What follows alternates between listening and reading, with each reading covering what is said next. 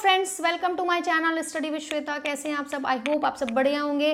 तो फ्रेंड्स, आज से जो है वो नवरात्रि स्टार्ट हो गई है, तो आप सभी को मेरी तरफ से जय माता दी और माता रानी का नाम लेके अपने वीडियो को स्टार्ट करते हैं। तो लास्ट वीडियो में हम लोगों ने इस क्वेश्चन पे छोड़ा था कि अमेरिका फर्स्ट वर्ल्ड वॉर में कब शामिल हुआ था। तो आगे बढ़ते हैं, नेक्स्ट क्वेश्चन पे मूव करते हैं। नेक्स्ट क्वेश्चन है, मक्के की खेती के संबंध में दिए गए सभी कथन सत्य हैं सिवाय। All the given statements regarding मेज कल्टीवेशन आर करेक्ट एक्सेप्ट।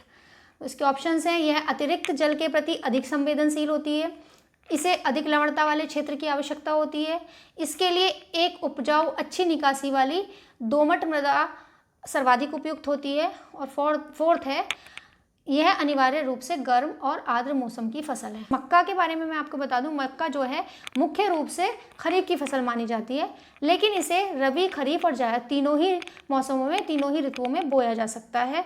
उसके अलावा भारत की जो मेन क्रॉप्स हैं, खाद्यान्न क्रॉप्स हैं, वो हैं गेहूँ और चावल। उसके बाद थर्ड नंबर पे जो है मक्का का नंबर आता है। मक्का तीसरे महत्वपूर्ण खाद्य फसल है और इसके लिए जो है वो 6 से 6.8 6 to 6.8 की पीएच वाली जो मृदा है वो सबसे उपयुक्त मानी जाती है, यानी कि न्यूट्रल वाली, तटस्थ पीएच वाली, ना तो ज़्यादा लवणता हो उसके अंदर और ना ही ज़्यादा अम्लीय हो। तो इस तरीके से इसका जो आंसर है फ्रेंड वो ऑप्शन नंबर बी हो जाएगा, क्योंकि इसमें पूछा गया है कि अतिरिक्त, उसके अतिरिक्त कौन सा है, और इसमें एक अच्छी जल निकासी, यानी कि जो जल है वहाँ पे जल का भराव नहीं होना चाहिए। अगर जल किसी कारणवश बारिश के या किसी वजह से भर रहा है तो उसकी निकासी जल्दी से हो जानी चाहिए, क्योंकि ये अधिक जल के प्रति संवेदनशील है। तो इस तरीके से फ्रेंड्स इसका जो आंसर है वो ऑप्शन नंबर बी हो जाएगा। चलिए इसके डिस्क्रिप्शन को देखते हैं फ्रेंड्स। भारत में मक्का, चावल और गेहूं के बाद तीसरी सबसे महत्वपूर्ण खाद्य फसल है।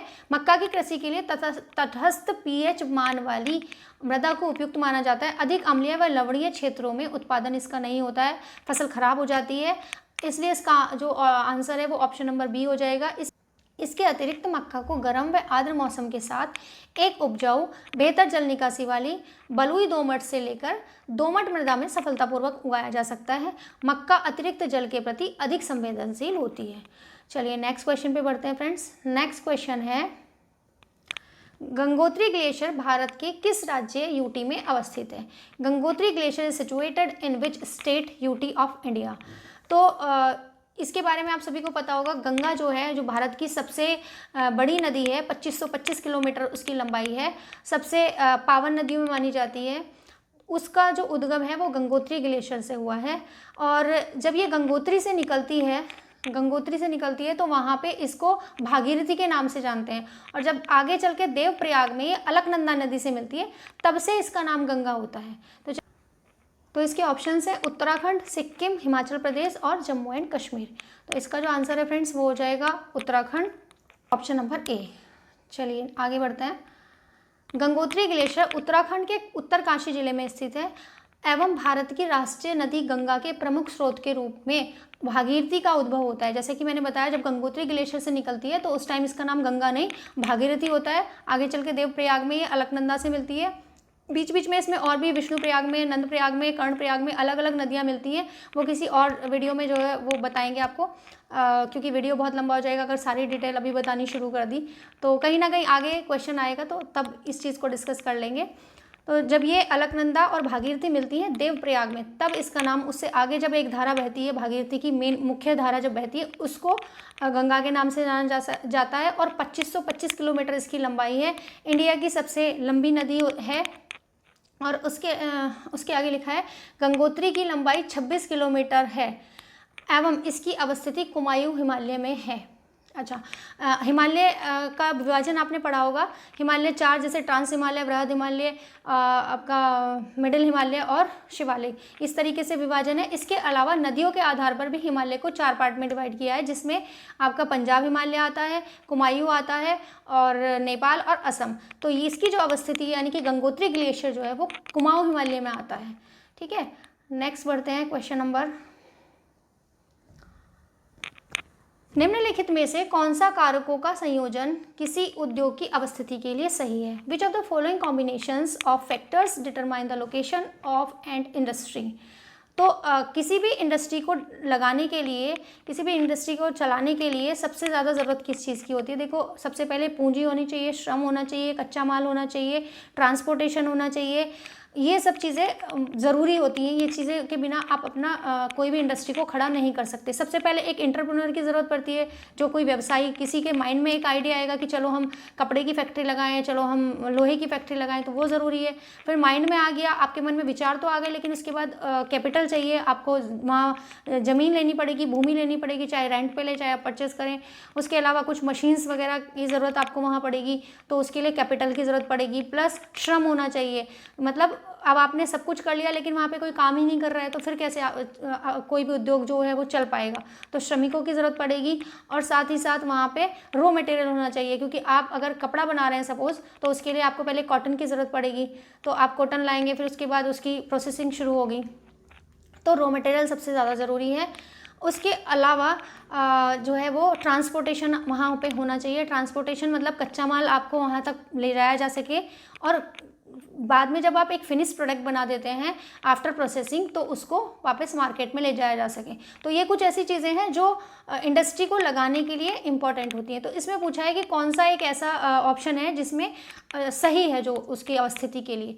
तो एक है कुशल श्रम, हरियाली है। तो कुशल श्रम तो होना चाहिए, लेबर तो होनी चाहिए, और कुशल इसलिए होनी चाहिए, स्किल्ड होनी चाहिए। मान लो एक बंदे को काम आता है कपड़े का, कपड़े से रिलेटेड या किसी चीज़ से, और आप उसको किसी दूसरे जो उसके अंदर दूसरा स्किल है उसमें ले जा रहे हो, तो वो अच्छा परफॉर्म नहीं कर पाएगा। तो स्किल लेबर की ज़रूरत तो होगी। ग्रीनरी है या नहीं है वो उतना मैटर नहीं करता। सेकेंड है rural settlement and raw material. तो रॉ मटेरियल होना चाहिए। जब तक आपके पास रॉ मटेरियल नहीं होगा तो आप फिनिश गुड कैसे बना सकेंगे? तो ग्रामीण बंदोबस्त इसमें हो या ना हो उससे फ़र्क नहीं पड़ता, वो चीज़ उतना इफेक्ट नहीं करती।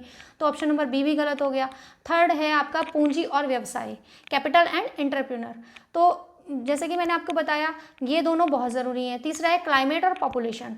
तो पॉपुलेशन और क्लाइमेट उतना इफेक्ट डालता है कि क्लाइमेट अगर अच्छा होगा तो अच्छी बात है, नहीं होगा लेकिन वो उतना फ़र्क नहीं डालता, मतलब उसके मूल कारकों में से एक नहीं है। तो इस तरीके से इसका जो आंसर है फ्रेंड्स वो ऑप्शन नंबर सी हो जाएगा। नेक्स्ट क्वेश्चन पे मूव करते हैं। अच्छा, नेक्स्ट क्वेश्चन मूव करने से पहले इसको पढ़ लेते हैं। उद्योगों की अवस्थिति को प्रभावित करने वाले कारकों में कच्चे माल की उपलब्धता, भूमि, श्रम, संगठन, जल, बिजली, परिवहन और बाजार आदि हैं। उद्योग वहाँ स्थित होते हैं जहाँ इनमें से कुछ या सभी कारक आसानी से उपलब्ध होते हैं। तो मतलब सारे हो तो अच्छा है, लेकिन कुछ तो इसमें होने चाहिए। जैसे आपने एक प्रोडक्ट बना दिया, सबसे पहले आप कच्चा माल लाएंगे, कच्चा माल लाके लेबर को देंगे, लेबर उस पर प्रोसेसिंग शुरू करेगी। उसके बाद कच्चा माल लाने के लिए आपको परिवहन की ज़रूरत पड़ेगी, और जो मशीन्स हैं आपने खरीद तो लिए कैपिटल लगा के, लेकिन उनको चलाने के लिए, क्योंकि आजकल सारी मशीन्स जो है मैनुअल तो होती नहीं है, सब इलेक्ट्रॉनिक है, तो बिजली की ज़रूरत पड़ेगी। उसके बाद आप उसको आपने तैयार कर लिया है माल, सब कुछ आपका बन के तैयार हो गया, जिस भी चीज़ की आपने इंडस्ट्री खड़ी की है। फिर आपको एक बाजार की ज़रूरत पड़ेगी ताकि आप अपना जो बनाया हुआ प्रोडक्ट है उसको मार्केट में सेल कर सकें। तो आपको फिर से परिवहन की ज़रूरत पड़ेगी, परिवहन का इस्तेमाल करके उस माल को बाजार तक पहुंचाना। एक बाजार भी आपके लिए होना चाहिए ताकि आप उस माल को जिस पर्पज़ से आपने बनाया है वहाँ तक पहुँचा सकें और अपना लाभ कमा सकें। तो नेक्स्ट क्वेश्चन पर मूव करते हैं फ्रेंड्स। नेक्स्ट क्वेश्चन है, निर्भरता अनुपात निम्नलिखित में से किस जनसंख्या संरचना पर निर्भर करता है? तो the dependency ratio is depend on which of the following population composition. देखिए डिपेंडेंसी रेशियो कैसे निकालते हैं कि जो आपकी कार्यशील जनसंख्या है, कार्यशील जनसंख्या मतलब जो काम करती है, जो कुछ ना कुछ कार्य में लगी हुई है, और डिपेंड जनसंख्या जैसे कि छोटे बच्चे हो गए और आपके वृद्ध लोग हो गए, बूढ़े लोग हो गए, तो उन पे कितने लोग डिपेंड हैं इसको बोलते हैं आपका निर्भरता अनुपात, यानी कि डिपेंडेंसी रेशियो। तो इंडिया में जो है 0 से लेके 14 ईयर तक के बच्चों को डिपेंड माना गया है। 15 ईयर से लेके और 59 ईयर्स तक, 15 से लेके 59 साल तक की उम्र को जो है वो कार्यशील जनसंख्या में रखा गया है। फिर 60 साल से, क्योंकि रिटायरमेंट की एज आ जाती है, तो 60 साल से ऊपर के जितने भी लोग हैं वो वापस से उन्हें निर्भर लोगों में रखा गया है, आश्रित लोगों में रखा गया है। तो इसका जो आंसर होगा फ्रेंड्स, इसमें कौन सा कारक है? तो आपका सेक्स रेशियो इस पर फ़र्क नहीं पड़ता, एजुकेशन का इस पर फ़र्क नहीं पड़ता, जातीयता का फ़र्क नहीं पड़ता। इसका जो है वो है ऑप्शन नंबर ए, आयु, एज इसका जो है वो सही आंसर है। निर्भरता अनुपात जनसंख्या संरचना का महत्वपूर्ण घटक आयु पर निर्भर करता है। निर्भरता अनुपात किसी देश या क्षेत्र के कुल कामकाजी उम्र की जनसंख्या पर आश्रितों की संख्या का अनुपात का एक जनसांख्यिकी विश्लेषण है। निर्भरता अनुपात 15 से 59 वर्ष की कुल कार्यशील जनसंख्या पर 0 से 14 मतलब जो भी बच्चा पैदा हुआ है वो डिपेंड है, और 14 साल तक गवर्नमेंट भी उसको right to education, free education provide करती है। 14 साल तक आप कहीं भी किसी भी कारखाने में या किसी भी जगह बच्चे से बाल श्रम नहीं करवा सकते हैं, तो वो डिपेंड जनसंख्या है। और 60 साल से ऊपर के जितने भी वृद्ध हैं, चाहे उनकी उम्र कितनी भी है, वो सारे के सारे जो है वो इन लोगों पर डिपेंड होते हैं। 60 वर्ष से अधिक आयु की गैर कार्यशील जनसंख्या की निर्भरता का आकलन किया जाता है। नेक्स्ट क्वेश्चन है, एशिया का पहला निर्यात प्रसंस्करण क्षेत्र कहाँ स्थापित किया गया? Asia's first export processing zone was set up in. तो इसका जो आंसर है फ्रेंड्स वो है कांडला, जो कि गुजरात में है, 1965 में किया गया था। और सेकंड जो है वो सांता क्रूज मुंबई में किया गया था।